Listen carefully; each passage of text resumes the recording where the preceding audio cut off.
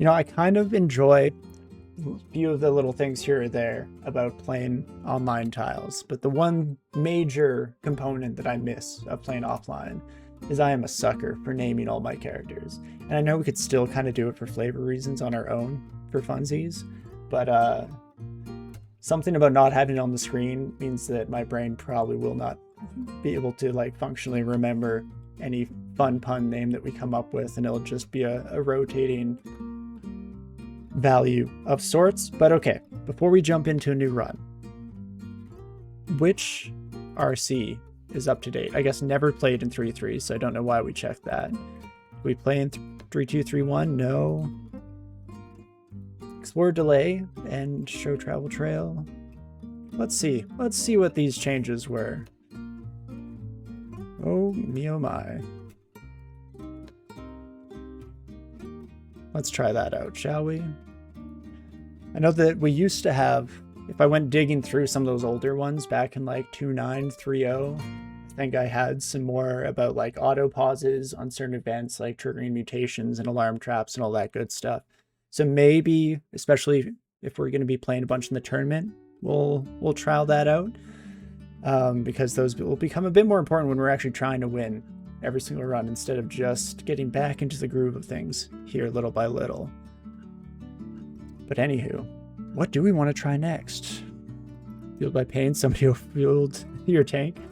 Yeah, a little bit too much pain for sure, you know, a little bit of pain, that's just good eating, but can't exactly take it. Anywho, what should we do here? I'm tempted to just go with a gargoyle. What the heck is Revenant or Poltergeist? What have you missed? You and me both, friend. You and me both. Certainly feels like modded crawl with all the changes, because I mean, when clock roaches are running around, what universe do we live in? You know what I mean? But Revenant does seem kind of interesting. Decent melee, empower their damage dealing spells by consuming memories, so seems like a good like Reaver, you know, melee necromancer type thing. Revenant is replacement for Ghoul, and Poltergeist is the replacement for Vampire. Okay, Ghoul I'm going to kind of miss. The Ghoul Berserker was one of my go-to combos back in the day, and Ghouls were also really fun for like Endless Ziggurat characters. Poltergeist for Vampire. Vampire was really fun. I did like the general vibe of them. I just think that the balance of it, or the actual mechanics, ended up being like a little bit so-and-so. You kind of just, based on your resistances, ended up in either undead or blood form for the entirety of your run. But the concept of being able to switch between those kind of as needed. I think I used it a couple times to maybe get like poison resistance for Snake or something like that. But kind of fair to get rid of them. And Poltergeist seems interesting. Light and hexing their enemies, can equip many different hats, gloves, boots, or cloaks at once, but cannot wear body armor. That's fascinating. Revenant sounds fun. I should try. Revenant Ice Elementalist. Hey, why don't we? The Revenant has similar aptitudes to Ghoul, and the Poltergeist similar to Vampire. Okay, so they at least kept those parts. It's not like my memory for either is that amazing, but I guess is Revenant, how close are they to Ghoul? What did I even like about Ghouls? I think they were just one of the more straightforward undead characters. You know, it's not like a challenge run like playing a mummy is, but then you still got the transfer of like torment resistance and stuff like that. But Vampire was very microwave depending on which, you know, version you were playing on. That's very fair. But okay, let's try this out. Revenant Ice Elementalist. I do like Ice Elementalists quite a bit as well. You're gonna roll a Revenant too? Let's go. Hey, well, hopefully at least one of us will get somewhere. Chances are it'll be you over me, but we'll do our best and see how it goes. Again, Ice Elementalists, Fire Elementalists are the most like straightforward start, just spamming Foxfire all the way until like Lair. But Ice Elementalists, when you get a good run going and you're able to like Frozen Ramparts up a storm, definitely does the trick. Something fierce.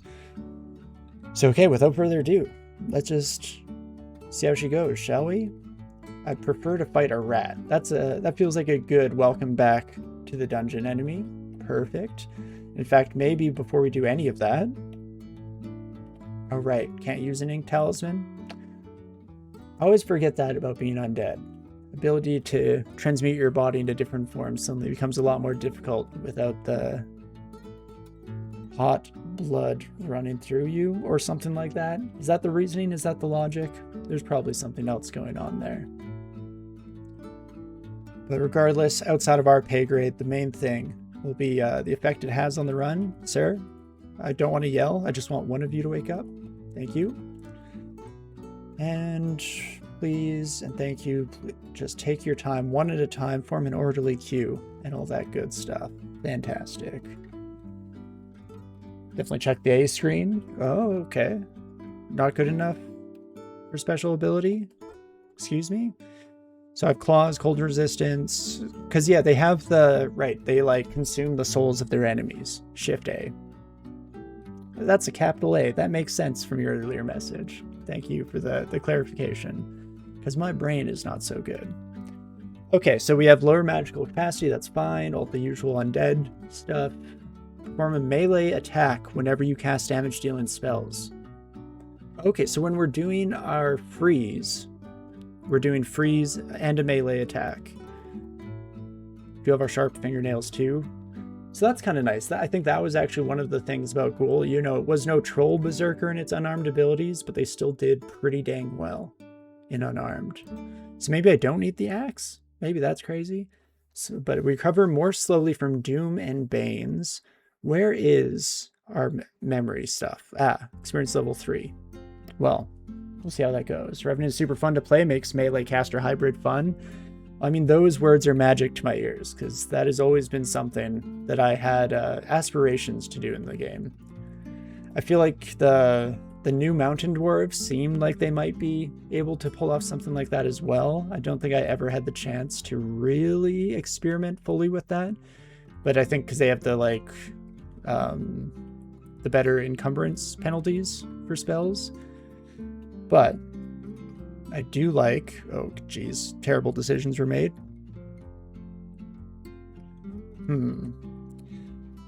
Regardless though, I do like this approach so far already. Seems like it will be a very neat implementation, especially being able to get the free melee attacks on spellcasts kind of gets rid of one of the big issues with hybrid characters, which is like, when do you prioritize either damage type? Because no matter what, it feels like you're losing something, you're sacrificing one of your big advantages. I'm curious, I didn't really see how or I haven't been paying attention to how that works mechanically, because I am now wondering about our attack delay. Does attack delay matter? Or are you getting past, do you not need to train weapons for min delay? Because no matter what, it's the time count of your spellcast? If that makes sense. Like if I check, our attack delay is 1.5. Interesting. Does that mean I just put on the craziest damage weapon I can find? It's normalized to 1.0 with damage scaled accordingly. Okay, so if I put on a two-handed executioner's axe, the damage will be reduced dependent on that. But Dark Maul is still ridiculous though. Okay. Yeah, dwarves make great hybrids. Okay, that's cool. Because again, it seemed like it based on their description, but I've not had a real opportunity to fully experiment with it myself. I feel like I barely played Mountain Dwarves. And the bigger, I don't know, game-changing aspect of them from that limited experience was definitely just the enchanting of artifacts, which very cool in its own right as well. I think I'm just getting one attack per turn because spells cost 1.0 to cast. Yeah, it seems like it. But again, I'm not 100% sure on the specifics of the mechanics here. Regardless, let's see if this can carry us through this dungeon. It does seem already like it's giving us much more consistent damage, because Ice Elementalists, usually these first few levels are a little bit of a struggle. again, they almost have a little bit of like a reciprocal relationship with Fire Elementalists. Fire Elementalists, right from turn 1, as long as you have a decent magic pool on your species, spamming your Foxfire is just so strong. Versus Freeze always feels a little bit sketchy, not just in terms of its ability to kill things appropriately and quickly enough, but also, of course, the fact that it's melee and most spellcasters are such squishy little meat bags. I find that it oftentimes leads to a less than ideal set of early fights. Versus our damage output is significant at the moment here. But yeah, I am trying to think. So with the, I guess, scaled damage, the normalized damage rates to match the 1.0 attack speed, then we're not gaining, stupid advantages from just the, putting on the heaviest weapon we can possibly wield. But off the top of my head, are there any like specific egos or whatnot that scale like more than they should with that mechanic? Because obviously there are some things that probably just pair well with spells. Like, I'm curious if, besides the fact that I'm guessing our fire casting is slow as heck, or not slow, but rather our aptitude is probably horrible, is what I was going for. But essentially in my brain, I was like, Scorch with a Flame Brand, something maybe cool going on there. Because then you're reducing the enemy's fire resistance and getting a swing in. Especially since I believe, based on what we were seeing in the chat log, that is the order of operations. You do cast the spell first, then swing with the weapon. Electrocution would be good if you have a high delay on it. At least, it's like getting rid of the main disadvantage of that. Because normally, having electrocution on a high delay weapon is like, the least appropriate brand mixing because of the percent chance to trigger. You kind of want that like multi-attack functionality. So I guess it mitigates the disadvantages of a slow weapon with electrocution. Also though, we hit level 3 and I'm seeing that little memories in our statuses here. So let's see. No, save game and exit. Where is our thing? We can enhance our damage dealing spells by burning harvested memories. So now we can enkindle. Is this how you stoke the flames of your... What? My brain is like trying to make clever references. It's like I've played so many Souls-like games and still like Bonfire was completely escaping my mind. But regardless, in this state, our damage dealing spells cost no mana, are unaffected by encumbrance. Interesting. And you receive a bonus to their spell success and power, the latter of which increases with your experience level. Any spell claw attack made while enkindled inflicts bonus damage proportional to the level of the spell cast. Heals you for a percentage of damage dealt. Each spell you cast while enkindled consumes a memory, and the state will end once you have no more left, or after a short period of time regardless. At your current level, you can hold enough memories to cast a maximum of 3 spells in a row. Memory seems so cool. Spell haste. It's definitely interesting. And they cost no MP, so you can kind of like enter the avatar state and just launch out like your biggest nukes at no cost. Bonus to spell success means that we could potentially, depending on just how good that bonus is, be flinging out level 9 spells way earlier than they need to be. Mission is really spotty right now. Catch you later. Good luck. Well, thank you so much. No worries at all. And yeah, have a good one. Definitely chat later. But yeah, seems cool. I like the spell claw attack. That's interesting to me.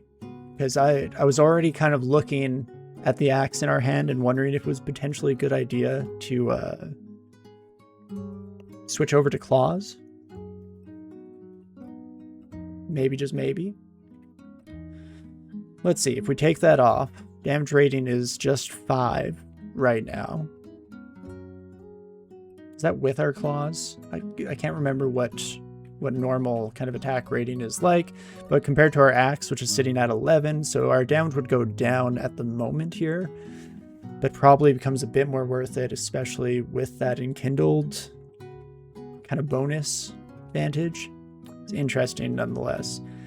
But we should also take a moment here. It is time to get the ball rolling. Okay, we need one more spell level, but then we'll definitely take Ozakuba's armor too. Just ramparting up and covering ourselves with a sheet of ice is always such a good combo. Just let them come at that point. And I'll pick up Scale Mail. That feels like we might be able to get away with that fairly early on. Especially since I'm trying to think if there's any good way to game the system of Enkindle and it removing our penalty for armor encumbrance. Because if we just become a full hybrid character, would the idea be that we kill the first 3 enemies with melee attacks, then go avatar state, suddenly we have our spells even in our plate armor? Maybe? We'll see, I guess, if and when we get there. I mean, that was our first fight where I actually did just tab my way through. Fortunately not punished too hard. Memories are filled by experience and not kills. Interesting. I guess, but is that not in some ways still like functionally the same? Because if you're killing, you're getting experience. So I guess it wouldn't be barred or like gated to a number of kills, but just by however much experience each of those kills gets. Just takes a little while to get them. Okay, it does feel slow to build up. Good to know. I mean, we'll see. We'll definitely be experimenting and playing around with it as the run goes on here. And I'm sure we'll learn all sorts of fun stuff, probably just moments before we die. But I guess, now that you mention it, we're still at 1 memory. Which, how many were we allowed? What did you say to me in Kindle? I'm allowed 3, right? Maximum of 3 spells in a row. Yeah. So you are right, but it seems quite slow for the time being. Aiming Magic Dart? I knew how to cast Magic Dart at some... Did I accidentally learn Magic Dart? Instead of Ozakuba's arm? No. How did I get Magic Dart? Revenants randomly learn a spell. Cool, okay. That would have broke my brain for a while. Well, bad risk if this does fail, but I don't think it's going to. Not that it's a huge deal coming up against the snake. Normally, what would be a death sentence for a squishy early game caster suddenly doesn't seem so bad when you are undead and poison resistant, of course. Okay, I think that we have a good solid start under our belt here. It's a free spell point, that's so true.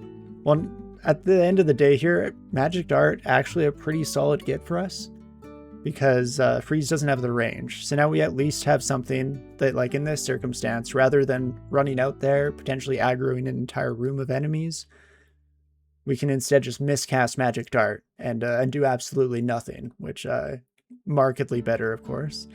But no, there we go. We can shoot it out and have a good way to wake up and draw enemies, or just get some early damage. What's my failure rate? Excuse me? 19%. Okay, that's fair enough. I guess I don't know any conjuration, right? I'm just pure ice magic. Cool, cool, cool. Hey, Roga, how's it going? Oh, we are so bad. Indeed. But yeah. Come get me. Fantastic. Oh, we're at least back in the literal sense. We'll see if we're back in any true meaningful capacity, just because I feel like, again, my skills, both in the DCSS space and in the streaming space, are extremely rusty. But hey, we'll do our best and see if we can't get something going.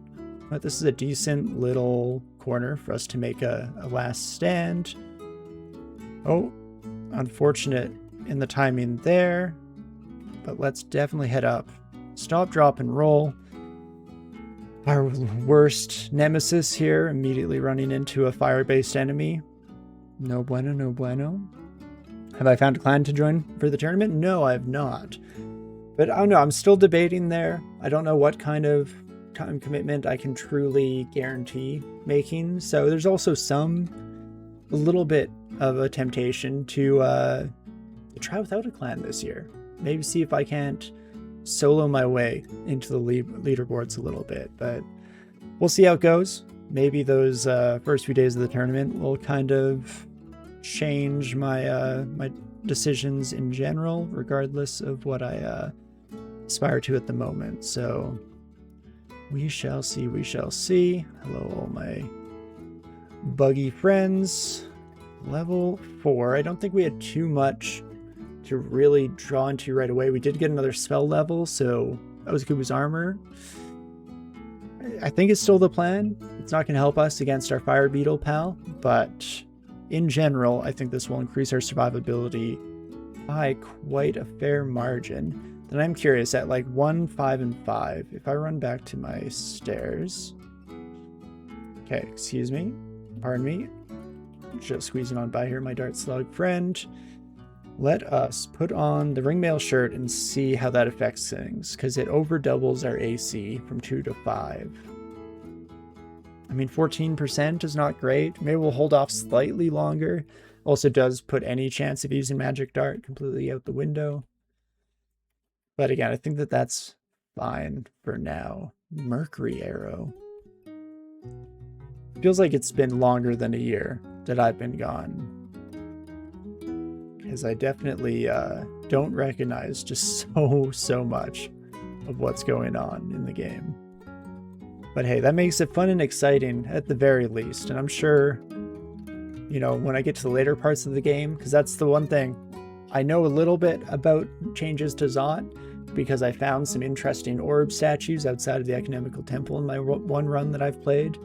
But I've never actually been to Zot in any of the new versions, so that will be interesting.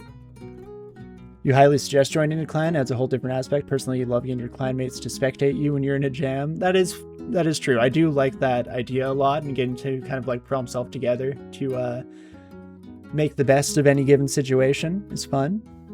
Melty, you found a +9 sling on D4. What about your melee? Oh no, poor you. Oh, it's so tough when you get your +9 weapon early on. Boo-hoo. But no, I do, I definitely get the pain there a little bit. You have some hard decisions to make. Do you throw out the entire thematic purpose and stylings of your run for that sweet, sweet slingshot action? Okay, well, as you just saw there, I did finally get around to putting on some of my rings. I do feel like another big drawback that I'll have, just for my personal playstyle playing online, is I've grown way too accustomed to the inventory UI available offline. And that laziness of like actively paying attention to what I'm picking up is gonna bite me in the butt a little bit here. Like, if you thought previously I had issues ever, you know, using my consumables, identifying my scrolls in the early game, well, we're in for a whole new nightmarish realm of possibilities where I could go even further beyond without realizing that I hadn't read a single scroll. Like, I'm very curious now, thinking about it. How many scrolls have I picked up? Nobody knows. But in that vein, had no idea that I had an Amulet of Regeneration, Ring of Willpower. These are incredible finds early on. I'm going to get some nice RNG next. I mean, it seems like I already did. I just didn't notice. There's a partial inventory in the upper left corner. True, at least for consumables, right? But it's just ID'd stuff. So at least when I do eventually fix my bad brain problems and get around to IDing stuff, that is true. I'll have a bit of a visual reminder in that sense. But all of that to say, I probably put on this rune, right? I don't need resist corrosion early on. Yeah. Switch out the corrosion ring. That in +3. See invisible is just kind of nice to have as well. Won't complain there. And there is our fiery beetle friend. Bombard this. Okay, maybe I can, if I can walk up to you. Do I even bother with the armor? It's just going to get melted.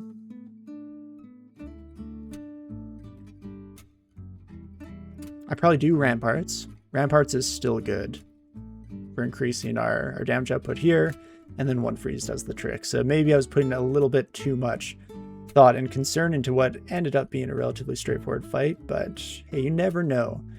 Especially both in our come back to the game after a long break, and also in finding all sorts of new and exciting monsters, effects, conditions of all sorts and flavors. It'll probably be best that I'm a little bit on my toes early on here, making sure not to do anything too stupid, such as, for example, leaving a Staff of Cold on the ground.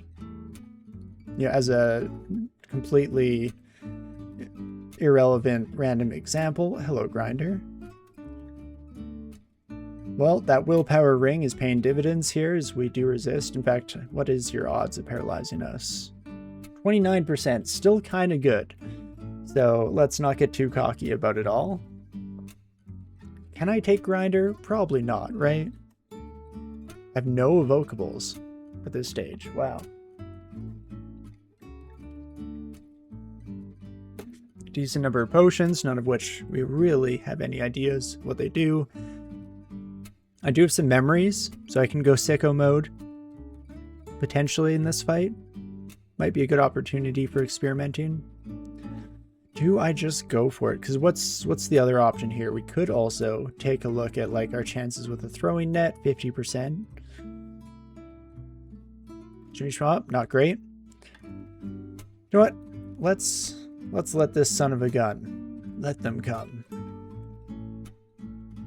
Yozakubu's armor up. And we're out of magic, but it doesn't matter. When we're enkindled. Okay, was that a worth it thing? Using it on freeze? Probably not. Day will end once we have no more left. It is a bonus to success and power. So at least a little bit of power, probably not the end of the world for even freeze. Unfortunately, we don't have anything super high-powered nuke-like. So maybe instead of learning Ozakubu's armor, we could have saved up for one more turn and then picked up like OTR. That's fine. You know what? Let's just go for it. I think one more freeze. See how it goes. Not well is the answer. But we'll keep just swinging away. Oh, do I Potion of Magic? We've dealt a decent amount of damage. But I think we've been very lucky so far. I mean, pain, fortunately, is not a huge deal to us being undead, so that's nice. Same with the extra bonus damage. In fact, wait, maybe Grinder is not a big deal. Famous words said right before disaster, of course. But as an undead, I'm probably overthinking this a little bit. You've been trying Pyconstein's combo for the weekend. It's an Conjurer of Behemoth for a low turn count run. You only got to layer a few times. Interesting. Yeah, I'm very curious what the special combos are going to be in the tournament, because that's something that has always drawn me in, is trying to get those wins with the interesting random combos, low win rate combos. Super fun. He's died in Zot 5 on his very first attempt. Nice, nice. Well, unfortunate, of course, but impressive nonetheless. Yeah, I'm hoping that we'll at some point get to Zot 5, because I'm very curious about all the changes there. I guess I should put on my Staff of Cold, right? I'm kind of still swinging around this axe that does absolutely nothing. Seems a little bit silly at this point, but that's fine. Dagger of Holy Wrath. Because yeah, I didn't really comment on that too much, but I was fairly certain that just a baby little hobgoblin wasn't going to make it into melee range with us, thanks to our ramparts of the frozen variety. Not too shabby. Well, okie dokie. Oh, I just realized something interesting though. So, we ran into UF there. Some people call him Crazy UF. I think he's a pretty chill guy personally. But right now, I'll follow all my usual arbitrary rules of morality that I've placed onto myself for this game, such as not killing our friend, not interrupting his slumber whenever possible. But in the tournament that's coming up, will I break those rules? Because every unique kill kind of counts. Oh, these are the tough decisions that we'll have to make. But regardless, for now, let's check out the altar. Rue, Zom, and Jivia as our 3 random options here. Jivia is always just so solid. And actually, I think I'd be very happy to see Jivia in a hybrid character because the health regen, along with having a like regeneration amulet already, Zom makes it not worth. I know you're thinking from a like win rate perspective, good sensible play perspective, but I love me some Zom. A little bit of chaos sprinkled. The double random of getting Zom from a faded altar. I mean, how can you not? But no, I think you might be onto something there, especially since, again, as much as we're not in tournament days yet, you know, we're not fully committed to our, you know, survival at any cost. I do kind of want to get to a decent stage of the game here on our first real 10 back. We're going to completely ignore that demon spawn that we were running earlier, of course. But with that in mind, maybe we will, for once in our lives, do something the smart way instead of the way that my brain tells me to act. Oh, 2 orc priests. Well, we might be converting to BO here. We have the option now. Do I? I mean, I don't really want to. We'll be fine, right? We're not going to be smote from above one more time. BO got a rework. Interesting. What's the like cliff notes on it? You know, rosy and thorny. What's the best of the change and the worst of the change? Well, for one, you don't have to be an orc. True. That should have been, I guess, self-evident from what we just witnessed here. There's a lot less micro. Oh, interesting. In what way? Like, is it just easier to keep your followers alive in general? Or...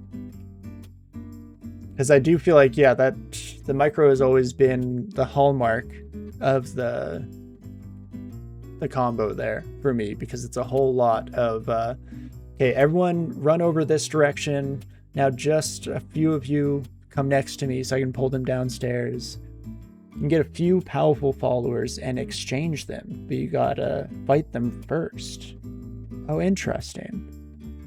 You only have 3 allies at a time. Oh no, so you can't get an entire flock that's following you around and, you know, hanging on your every single word.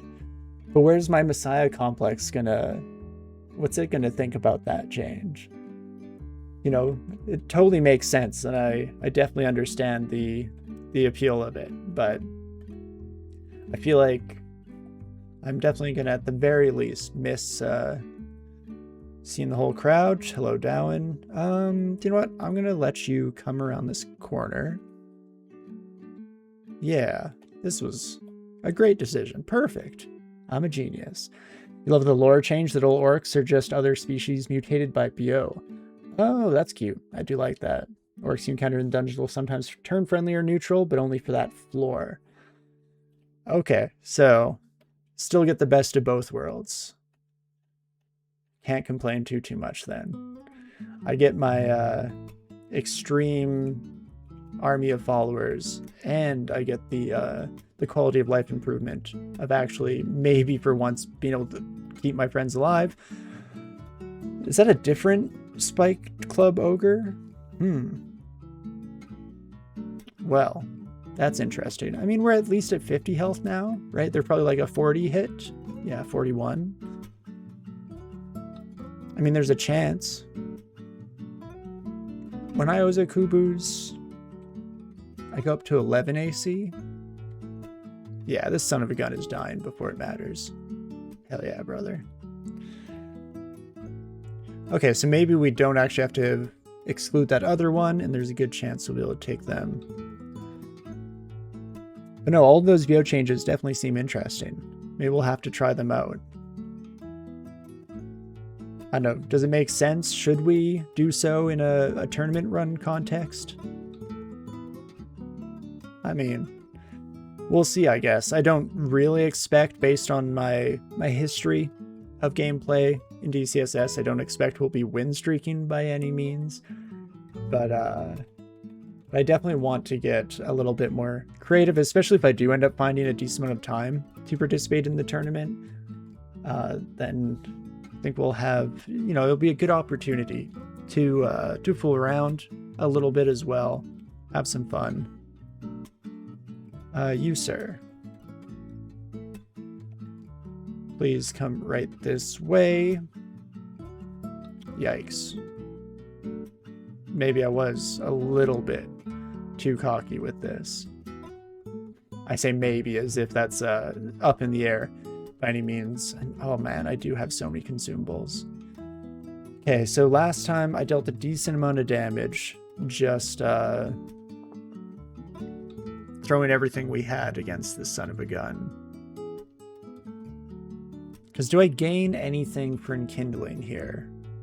Not really. Again, I don't have any nukes, so it's not like I can really go, you know, blast off there.